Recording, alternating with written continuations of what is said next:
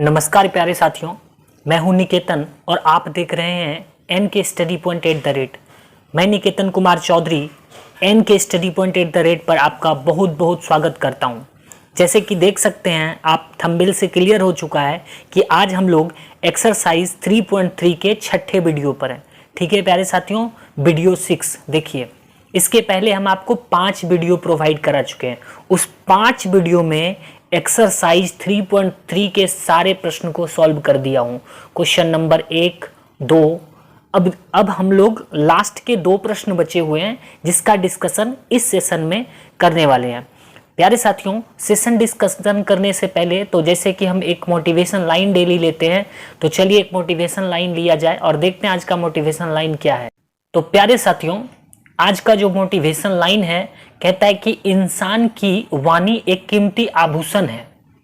इसके गलत इस्तेमाल से इंसान की चमक फीकी पड़ जाती है। इसका मतलब समझ रहे हैं, इंसान की वाणी एक कीमती आभूषण की तरह है। मैं जो बोल रहा हूं या आप जो बोलते हैं ये बिल्कुल आभूषण की तरह है। इसका अगर आप गलत इस्तेमाल करते हैं तो इससे आपके चेहरे की चमक खराब हो सकती है। इसलिए कभी भी प्यारे मित्रों, बात करते समय गलत सेंटेंस का यूज ना करें, किसी को अशब्द ना बोले, किसी का शिकायत ना करें। ये आपके लिए बहुत बेनिफिशियल होगा। आपकी अच्छाई चिन्ह हो जाएगी, आपके चेहरे के जो ग्लो कर रहे हैं ना, चमक है ना, वो फीका पड़ जाएगा। इसलिए कभी भी अपने वाणी को आभूषण की तरह इस्तेमाल करिए। जब भी किसी से बात करिए पॉजिटिव वे में बात करिए, कभी भी नेगेटिव में बात नहीं करिएगा। ठीक है प्यारे साथियों, चलिए तो इसी कोटेशन के साथ हम लोग अपना सेशन को स्टार्ट करते हैं। तो dear now let start our session. जैसे कि देख सकते हैं आपके स्क्रीन पर क्वेश्चन लग चुका है। क्वेश्चन क्या है प्यारे मित्रों कि यदि किसी भिन्न के अंश और हर में 2 जोड़ दिया जाए, यदि किसी भिन्न के अंश और हर में 2 जोड़ दिया जाए तो वह 9/11 हो जाती है। और यदि अंश और हर में 3 जोड़ दी जाए तो वह 5/6 हो जाती है। तो भिन्न ज्ञात करिए। प्यारे बच्चों, अब तो बहुत बच्चों को 10th में चले जाते हैं लेकिन उसको भिन्न नहीं पता होता है, अंश नहीं पता होता है, हर नहीं पता होता है। तो पूरा कॉन्सेप्ट मैं आपको क्लियर करा दूंगा। तो सबसे पहले बच्चा यही बात करते हैं कि भिन्न क्या होता है। देखिए, जो बटे वाले संख्या होते हैं ना, जैसे 2/3, ये आपको समझाने के लिए बता रहा हूँ। यही है भिन्न। ऊपर वाले का नाम अंश है और नीचे वाले का नाम बेटा हर है। याद रखना, हारने वाला हमेशा नीचे होता है, जीतने वाला अंश होता है वो हमेशा ऊपर होता है। ठीक है प्यारे बच्चों, तो यहां पर आपको लिखना है कि अंश और हर 2 चीज आपको निकालना है। प्यारे मित्रों, जो चीज निकालना रहता है, भिन्न निकालना रहता है। भिन्न बराबर होता है अंश बटे हर। कोई चीज का जो भिन्न होता है, भिन्न बराबर होता है प्यारे बच्चों अंश बटे हर। क्या होता है? अंश बटे हर। याद रखना, ठीक है। तो आपको लिखना है कि माना अंश बराबर, अंश जो ऊपर वाला है प्यारे बच्चों x, तथा हर बराबर y। ठीक है, तो इसलिए भिन्न बराबर क्या हो जाएगा? इसलिए भिन्न बराबर हो जाएगा बच्चा x बटे y। ठीक है, अब देखिए, तो भिन्न क्या निकल गया आपका? x बटे y। ठीक है प्यारे बच्चों, अब देखो, अब यहां पे लिखना तुम सवाल से, सवाल से। सवाल क्या कहता है प्यारे बच्चों? यदि अंश और हर में 2 जोड़ दी जाए तो वह भिन्न 9/11 हो जाता है। आपकी जो भिन्न है x बटे y है, समझ लो। यदि इसके अंश और हर, अंश मतलब ऊपर भी 2 जोड़ दी जाए और नीचे भी 2 जोड़ दी जाए तो यह कितनी हो जाती है? 9/11 हो जाती है। ठीक है प्यारे बच्चों, अब आपको क्या करना है? क्रॉस मल्टीप्लिकेशन करा देना है, कोना कोनी गुना कराना है और फिर इससे समीकरण बनाना है। देखिए ये क्या होगा? क्रॉस मल्टीप्लिकेशन होगा। मैं येलो लाइन से दिखा देता हूं, इस तरह के क्रॉस करना मत एग्जाम में। तो देखो बच्चा, 11 से x का गुना होगा तो कितना हो जाएगा आपका? 11x हो जाएगा। ठीक है, यहाँ पे 11 गुना x होगा तो यहाँ पर क्या हो जाएगा? 11x हो जाएगा। प्लस, प्लस का सिंबल है, प्लस का सिंबल दे दीजिए। 11 दूना 22। ठीक है, 9 से y का गुना होगा तो यहाँ पर कितना होगा? 9y। और यहाँ पर 9 दूना 18। ठीक है प्यारे बच्चों, अब क्या करो? x वाले को, जैसे यहाँ पे है 11x, इस 9y को उठाकर इस पर ले आइए तो माइनस में हो जाएगा 9y। यहाँ पे 18 हो गया, प्लस 22 को उस पर ले जाइएगा तो -22 में होगा। 11x माइनस 9y बराबर 18 में 22, यानी कि चला जाएगा। देखिए उल्टा घट रहा है। 18 रुपया आपके पास है, 22 रुपया कोई मांग रहा है, तो 4 रुपया कर्ज बचेगा, -4। ये हो गया आपका समीकरण 1। ठीक है प्यारे बच्चों, अब समीकरण 1 बन चुका है। अब समीकरण 2 बनाना है। तो समीकरण 2 बनाने के लिए आपको लिखना है पुनः सवाल से, पुनः सवाल से मतलब ये है कि प्यारे बच्चों फिर से सवाल को पढ़ना है। तो फिर से सवाल को हम लोग यहां से पढ़ते हैं। यदि अंश और हर में 3 जोड़ दी जाए, अंश में भी 3 जोड़ दिया जा रहा है और हर में भी 3 जोड़ दिया जा रहा है, तो कितना बन जा रहा है 5/6। अंश क्या था x और हर कितना था y। इसमें ऊपर भी 3 प्लस कर दिया गया, नीचे भी 3 प्लस कर दिया गया, तो ये कितना हो जा रहा है 5/6। कोना कोनी गुना कर दीजिएगा, क्रॉस मल्टीप्लिकेशन, ठीक है, इसको बोलते हैं। कोना कोनी मतलब प्यारे बच्चों इस तरह से, ठीक है। ये लाइन देना मत एग्जाम में, नहीं तो गड़बड़ हो जाएगी। ये मैं सिर्फ समझाने के लिए आपको बता रहा हूँ। इसका मल्टीप्लिकेशन इसके साथ और इसका मल्टीप्लिकेशन इसके साथ हो जाता है। तो 6 गुना x जब करोगे प्यारे बच्चों, तो यहाँ पर क्या हो जाएगा तुम्हारा, 6 गुना x करोगे तो क्या हो जाएगा 6x हो जाएगा, ठीक है। यहाँ पे 6x हो जाएगा और 6 से 3 को गुना करोगे तो +6 × 18 हो जाएगा। 5 गुना y करोगे तो यहाँ पर 5y हो जाएगा और 5 गुना 3 करोगे प्यारे बच्चों तो 5 × 15 हो जाएगा। अब आपका हो गया 6x - 5y बराबर 15 प्लस 18 को उस पर ले जाइएगा तो ये क्या हो जाएगा -18 हो जाएगा। ठीक है प्यारे बच्चों, अब बच्चा 6x - 5y बराबर 15 में 18 उल्टा घट रहा है। याद रखिएगा जब भी उल्टा घटता है तो माइनस में आ जाता है, 15 × 3 = 18 होता है। तो ये हो गया आपका समीकरण 2। ठीक है प्यारे साथियों, तो देख सकते हैं प्यारे साथियों कि ये हमारा समीकरण 1 बना और ये हमारा समीकरण 2 बना। अब आपको क्या करना है, प्रतिस्थापन विधि से हल करना है। प्यारे बच्चों, प्रतिस्थापन विधि से हल करने के लिए किसी भी समीकरण 1 से x का वैल्यू निकालकर समीकरण 2 में पुट करना होता है। तो यहाँ पे आप लिखिएगा समीकरण 1 से, समीकरण 1 से। ठीक है प्यारे साथियों, समीकरण 1 क्या है, 11x - 9y बराबर -4। ऐसा करिए कि इसमें 11x है, 11x रहने दीजिए, -4 है। अगर इस 9y को उस पर ले जाइएगा तो क्या हो जाएगा +9y हो जाएगा। इसलिए x बराबर क्या हो गया -4 + 9y बटे 11। ठीक है प्यारे बच्चों, ये आपका x का वैल्यू आया। अब आपको क्या करना है, यहाँ पे लिखना है कि x का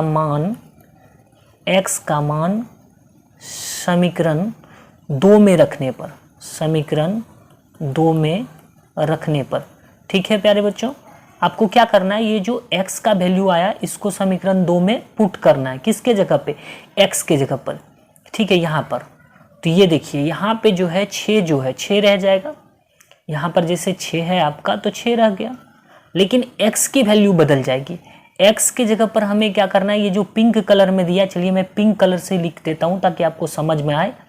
-4 + 9y बटे 11 ये रह जाएगा, -5y बराबर -3। ठीक है, अब इस चीज को आप कैलकुलेशन कर दीजिए।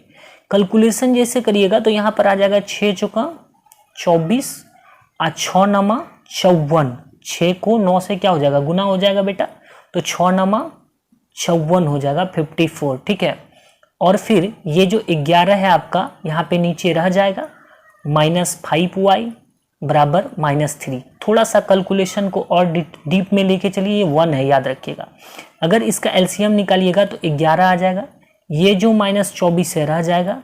यहाँ पर जो आपका 9 × 6 = 54y, यहाँ पे बेटा देखो 6 × 24 और 6 × 54y होगा, कितना होगा 54y।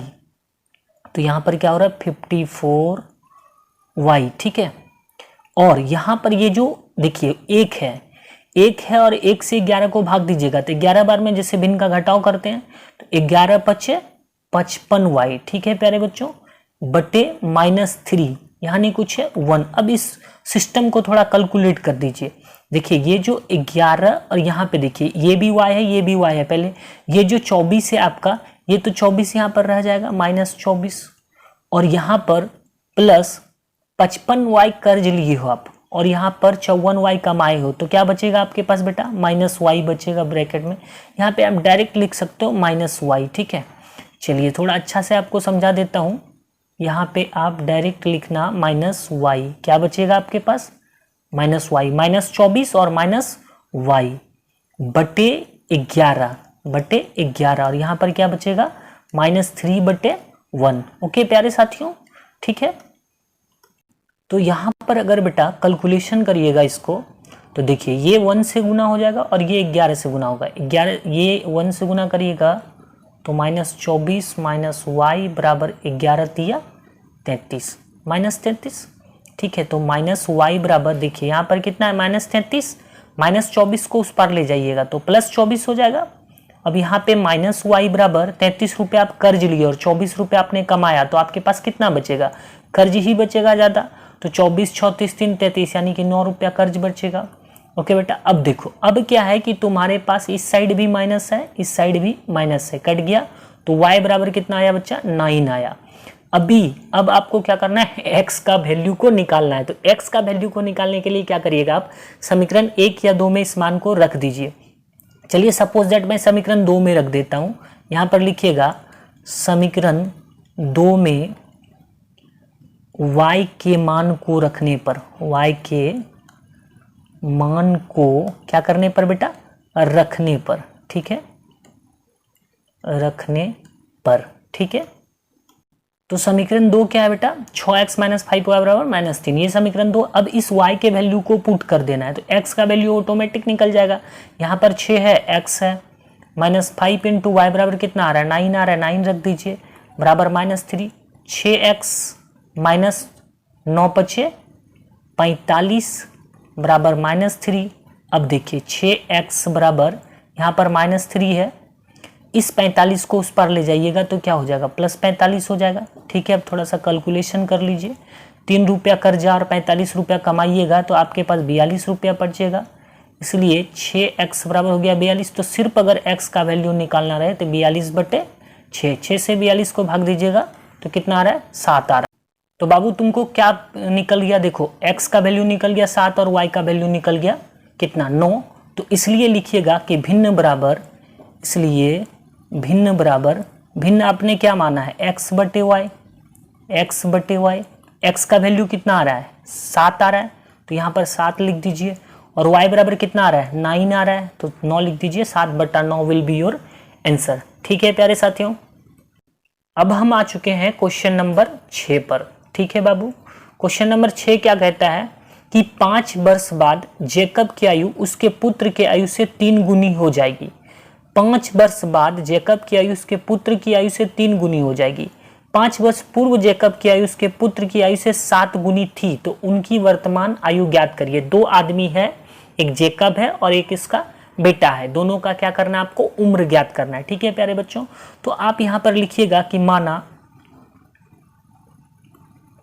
माना जेकब की उम्र, जेकब, ठीक है प्यारे साथियों, जेकब की वर्तमान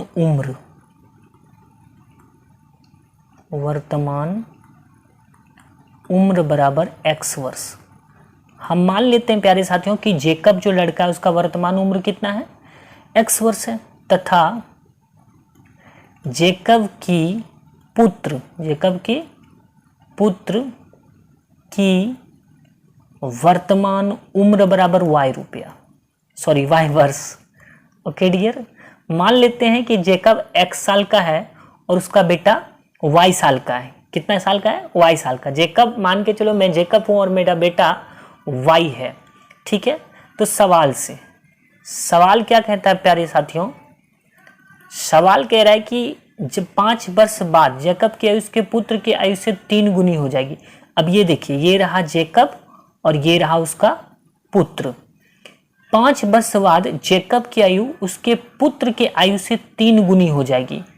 इसमें भी +5 कर दीजिए प्यारे बच्चों और इसमें भी +5 कर दीजिए। अब कह रहा है कि 5 वर्ष बाद जेकब की आयु उसके पुत्र की आयु से 3 गुनी हो जाएगी। 5 साल बाद जो जेकब है ये अपने बेटे से 3 गुने हो जाएंगे। लिखा है ना, यहाँ साफ शब्दों में लिखा है, देखिए 5 वर्ष बाद जेकब की उम्र उसके पुत्र के उम्र से 3 गुनी हो जाएगी। जाहिर सी बात है, ये पिताजी है, पिताजी बेटे से 3 गुना हो जाएगा। तो इसको इक्विवेलेंट करने के लिए हम क्या कर सकते हैं, हम बराबर करने के लिए बेटा ऐसा कर सकते हैं कि इसका बेटा का उम्र में 3 से गुना कर देते हैं। जैसे 3 से गुना कर देंगे तो ये दोनों क्या हो जाएगा, बराबर हो जाएगा। तो यहाँ पर आ गया x + 5 और यहाँ पर 3 को y से गुना करिएगा 3y + 3 × 5 = 15। थोड़ा सा समीकरण बना लीजिए, x + 3y को इस पर लाइएगा -3y, यहाँ आपका 15 है, +5 को उठाकर इस पर लाइएगा -5 हो जाएगा। x - 3y = 15 में 5 गया 10, समीकरण 1। ठीक है प्यारे दोस्तों, तो ये आपका क्या बन गया, समीकरण 1। अब आपको लिखना है कि पुनः सवाल से, पुनः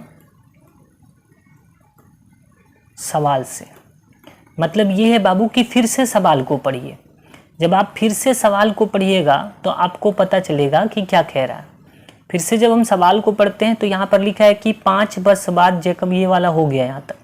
अब यहाँ कहता है 5 वर्ष पूर्व, पूर्व मतलब समझ रहे हैं, मतलब पहले, 5 साल पहले, 5 वर्ष पूर्व जैकब की आयु उसके पुत्र की आयु से 7 गुने थी।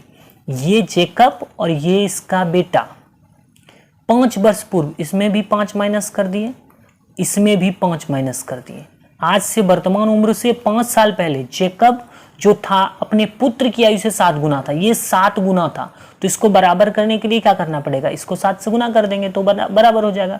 अब यहाँ से समीकरण बना सकते हैं, x - 5 = 7 गुना y करिएगा 7y / 7 × 5 = 35। 7 गुना y 7y, 7 × 5 = 35 का यहाँ मल्टीप्लाई हो गया। देखिए x है, +7y को उठाकर उस पर ले जाइए तो हाँ -7y हो जाएगा।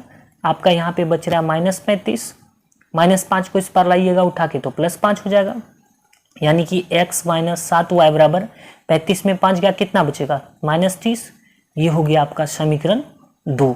ठीक है प्यारे बच्चों, तो अब हम लोग बना चुके हैं इक्वेशन। पहला इक्वेशन क्या बनाया हमने कि x - 3y = 10 और दूसरा बनाया x - 7y = -30। ठीक है प्यारे बच्चों, अब आपको क्या लिखना है कि समीकरण 1 से, किस चीज से, समीकरण 1 से, समीकरण 1 से क्या करना है, x - 3y = आपको दिया है 10, तो आप यहाँ पर लिख सकते हैं कि x = 10 - 3y को उस पर ले जाइएगा तो ये क्या हो जाएगा, +3y। ये निकल गया x का वैल्यू। अब आपको क्या लिखना है कि x का मान को यहाँ पे लिखिएगा कि x का मान ठीक है, समीकरण 2 में रखने पर, समीकरण 2 में रखने पर, क्या करने पर बेटा, रखने पर। If you are the student of English medium तो हियर राइट कि put in the value of x in equation 2। Okay, तो यहाँ पर आपको क्या करना है प्यारे बच्चों, ये जो x - 7y है यही x का वैल्यू यहाँ पे पुट कर देना है।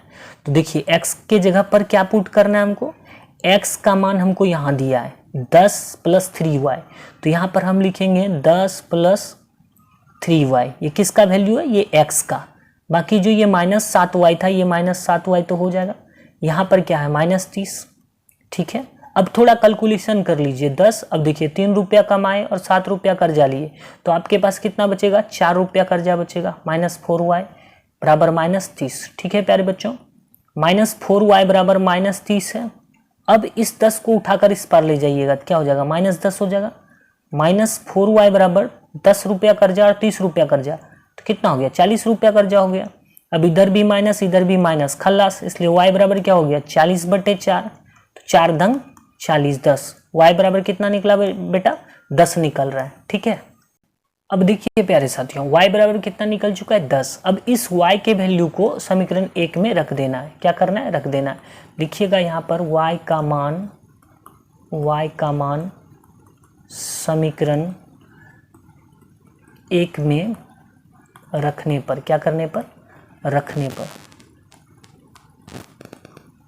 Put in the value of y in equation 1। ठीक है प्यारे बच्चों, अब आपको y का मान सिर्फ सेट कर देना। देखिए -x है, -x, 3 है, 3, y के जगह पर कितना लिखेंगे, 10 बराबर 10। अब देखिए x - 10 दिया 30 बराबर 10, -30 को उठाकर उस पर ले जाइएगा तो क्या हो जाएगा, +30 हो जाएगा।